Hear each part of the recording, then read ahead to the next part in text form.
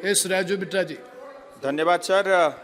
इस बजट में युवाओं के लिए बहुत कुछ है, तो मेरा आपसे निवेदन है कि थोड़ा अधिक समय दिया जाए।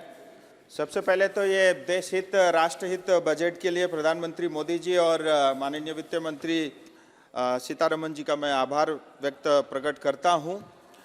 ये बजट प्रधानमंत्री मोदी जी के विकसित भारत विजन 2047 का रास्ता साफ साफ दिखाता है और विशेष करके युवा, गरीब, महिला और किसान सभी को ये सशक्त करता है।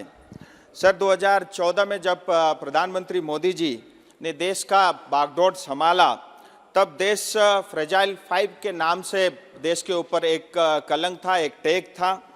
पॉलिसी पैरालिसिस से लेकर के हाई एनपीए से लेकर के हाई इन्फ्लेशन से लेकर के घोटाला, करप्शन और चरमराती अर्थव्यवस्था विरासत में मिली थी। लेकिन मोदी जी के विजन, नीति और नियत के कारण हम आज गर्व से ये कह सकते हैं कि दुनिया में सबसे बड़ा और तेजी से आगे बढ़ता हुआ अर्थव्यवस्था भारत बना है। और फ्रेजाइल 5 के बदले आज जो है ब्राइट स्पॉट के रूप में भारत जाना जाता है। जबकि इसी दौरान कोविड की महामारी का सामना भी करना पड़ा, यूक्रेन और रशिया के बीच में युद्ध हो या अनेक ग्लोबल डिस्टर्बेंसेस भी इस दौरान में रहे।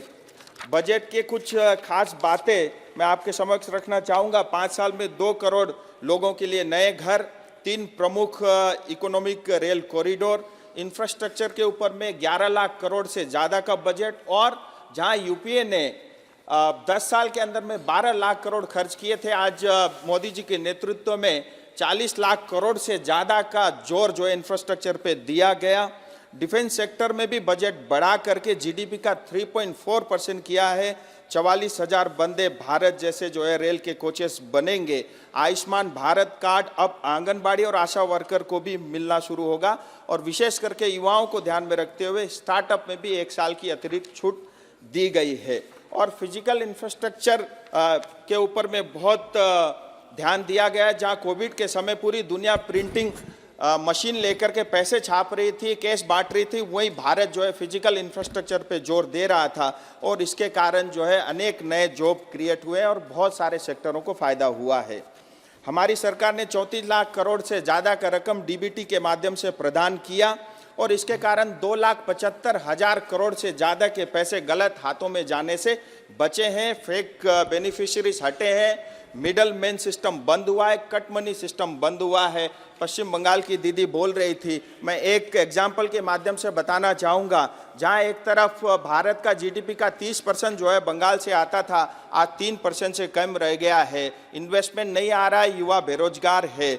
और 2011 में जहाँ सीपीएम 1,90,000 करोड़ का कर्ज छोड़कर गई थी, आज 2023 के अंदर में 6.5 लाख करोड़ से ज़्यादा का कर्ज जो है पश्चिम बंगाल के ऊपर में, यानी हर एक पश्चिम बंगाली के ऊपर में जो है 60,000 से ज़्यादा का जो है कर्ज है।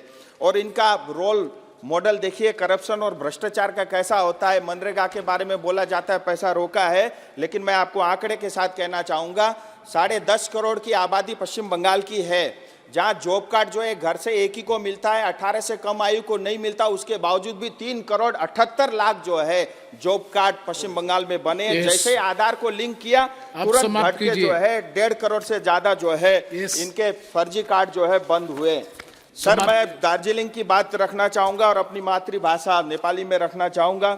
दार्जिलिंग पहाड़ तराई डुवर्स का जनताले धेरै लामो समयदेखि गोर्खाल्यान्ड रूपमा एउटा छुट्टै प्रशासनिक इकाइको माग गर्दै आएको छ। यसको कारणले गर्दा विगतमा थुप्रै आन्दोलनहरू भए। 1986-88 को आन्दोलनले त्यसको फलस्वरूप दार्जिलिङ पर्वतीय परिषदको गठन भयो। 2017 देखि 11 को आन्दोलनले जीटीए को स्थापना भयो। अर्ध स्वायत्त निकाय भनेको जीटीएलाई पनि पश्चिम बंगाल सरकारले चल्न देन। यसको कारण पुनः 2017 में फेरि आन्दोलन भयो।